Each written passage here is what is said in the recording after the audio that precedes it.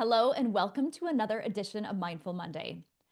Today, I want to talk to you about something I have mentioned before, but it's very important: getting out of a funk. I have been feeling in a funk lately. This is not uncommon ground. This is not uncharted waters for me. This is actually something that is very, very expected. And I know it's coming. And I also know what I need to do to avoid it and support myself. Funk for me is this time of year, believe it or not. It's December, which a lot of people are really excited about, myself included, but I have a tendency to get in a funk. What is contributing to this for me is I'm in Minnesota, it gets dark early, and it's cold. Getting outside and moving my body is essential to me staying out of my mind, letting the inner critic take the wheel, and avoiding that funk feeling. So, the first step when you are feeling in a funk, maybe you're blaming, complaining about the darkness, maybe you're complaining about the weather, maybe you're blaming all of these conditions for you being in a funk. It's okay, but you have control. So, getting out of the funk is an option. And I'm going to help support you in how you can do it because I have to remind myself as well. So, number one is identification. Know and be honest with yourself that you are actually in a funk. Maybe your mood, maybe your emotions are taking control. Maybe you just seem down in the dumps.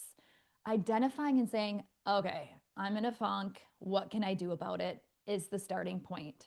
So, having the awareness and being honest with yourself. Number two is focus on what you can control. You can't control the cold temperatures. You can't control that it gets dark at 4 o'clock and you want to put your pajamas on. You can't control so many things in your life. You get to control how to respond to it. So, the second step of getting out of a funk is understand what you can control and then take control. So, for me, that's like shaking myself awake and saying, okay, Krista, you do have choices and options. Do you want to go and get your pajamas on at 4 o'clock? If you do, you might stay snuggled in all night, which is okay once in a while. But keeping my body lethargic doesn't help my mind. So, getting in motion, standing on the front step and taking a couple deep breaths of that sharp, cold air just to remind myself I'm still alive. Getting out of the house, taking my dog on a walk, going to an athletic club, taking a class, going and sitting somewhere with a warm cup of tea or coffee and having a conversation with a friend. Getting out and moving your body will help support you in getting out of a funk. It sometimes is the last thing you want to do is going out of the house. Sometimes we want to stay in the funk. We want to curl up in our bed and just pretend that the world's not still revolving or spinning, but that will keep us in a funk. So, becoming aware, first step, focusing on what you can control, moving your body, getting out of the house, picking up the phone and calling a friend. That is in your control and will help support you in getting out of the funk. And number three, talk about it. Talk about it. I bet those of you that are listening right now could say, yeah, Kristen, me too. I'm feeling in a funk. Talk about it. This reminds us we're never alone.